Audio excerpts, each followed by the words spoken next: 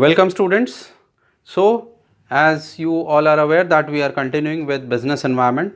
So let us start with the dimensions of business environment.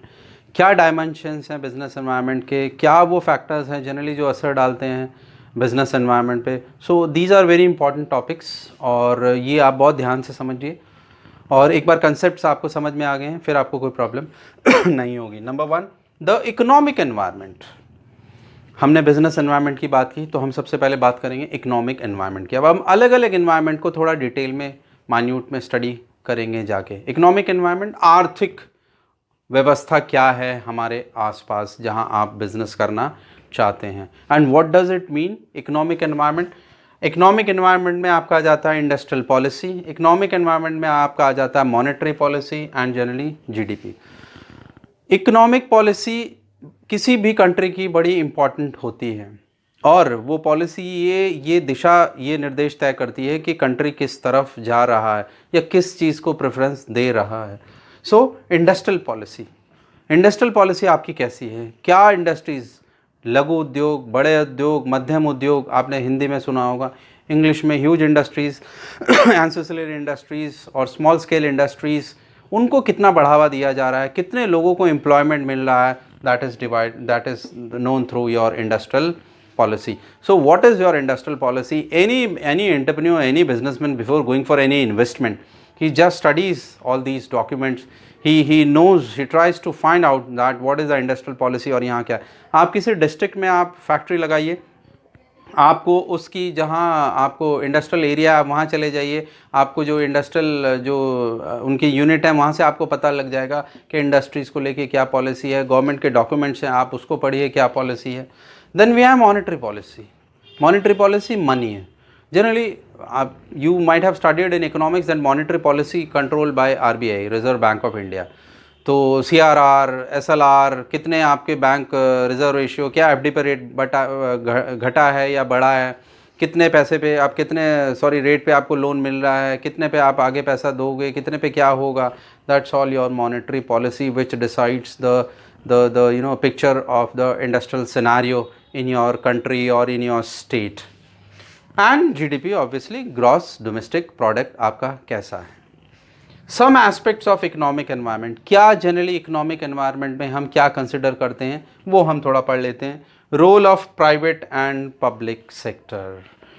How many companies are private sector companies, how many companies are public sector companies. I hope you are aware of this private and public sector. Private companies जहाँ पे 100% generally या majority of the जो holdings है जो वो private players के हाथ में है. पब्लिक सेक्टर हम उसको बोल देते हैं जिसमें 51% होता है वो जो गवर्नमेंट के हाथ में होता है. पब्लिक सेक्टर अंडरटेकिंग्स, पीएसयूज आ जाते हैं. हमारे यहाँ बहुत सारे पीएसयूज हैं, नवरत्नास हैं, SAIL, BEL, GAIL, all these are Navratnas. So public sector undertakings के लिए क्या पॉलिसी रही है, प्राइवेट सेक्टर के लिए क्या पॉलिसी रही है.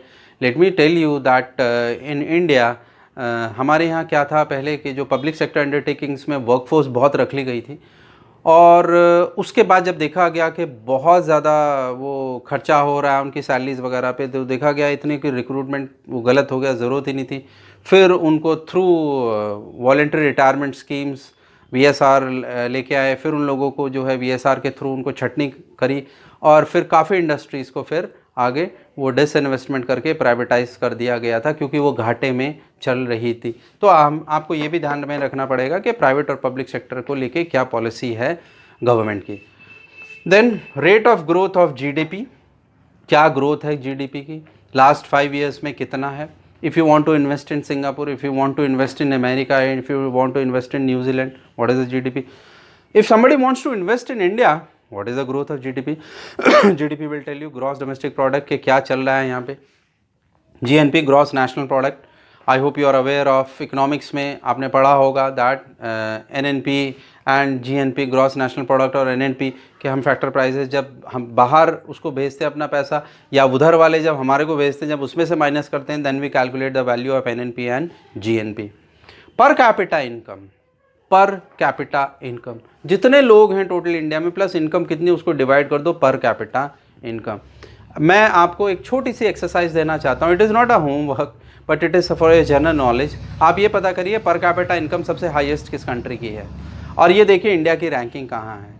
तो आपको पता चल जाएगा कि पर कैपिटा इनकम में हम कहाँ स्टैंड करते हैं। अभी भी हम बहुत पीछे हैं पर कैपिटा इनकम में। व्हाई? बिकॉज जो हमारा इनकम है वो अनइक्वल डिस्ट्रीब्यूशन है। कुछ लोग ऐसे हैं जिनके पास बहुत सारी वेल्थ है, और ऐसे बहुत मेजॉरिटी हैं जिनके पास खाने के लिए भी 2 वक्त की रोटी नहीं है। इसलिए वो unequal distribution of per capita income जब आप निकालोगे तो वो बहुत कम आता है per capita. Still we needs lot of improvement as compare to other western countries और यूरोपियन कंट्रीज़। ये फैक्टर्स आपको बताते हैं true picture of a nation before you want to invest, और true picture of a state before you go for investment, या आप अगर वहाँ बिजनेस सेटअप करना चाह रहे हैं। Rate of saving and investment. What is the rate of saving? आप घर के एग्जांपल ले लीजिए, आप कितनी इनकम है, सेविंग कितनी कर रहे हो आप। मान लीजिए आप 10,000 रुपये पर मंथ सेविंग कर रहे हैं, उसमें से इन्वेस्टमेंट कितनी करते हो, कहाँ कहाँ आप इन्वेस्टमेंट करते हो। Same is the case with the country also. What is the saving? what is the investment in terms of let's say you want to invest in power projects, hydro projects, infrastructure, kahan pe, that all is very important. Balance of trade and balance of payment, ये बड़ा important है, imports and export से related है। मैं बहुत brief में आपको बता रहा हूँ, आपको इकोनॉमिक्स में इसका पता चलेगा दैट हम कितना एक्सपोर्ट करते हैं और कितना इम्पोर्ट हम करते हैं। आपको शायद मालूम होगा कि अगर हमारा एक्सपोर्ट सरप्लस में होता है और इंपोर्ट हमारा कम होता है तो जनरली हम उसको बोलते हैं favourable, and vice versa means something negative. Imports अगर ज़्यादा है तो वो आपको पेमेंट फिर उस हिसाब से आपका वहाँ उन लोगों को बाहर कंट्रीज़ को करना पड़ेगा, और अगर आपका एक्सपोर्ट्स कम है तो then it affects. So that is balance of trade and balance of payment आपकी कंट्री का कैसा है।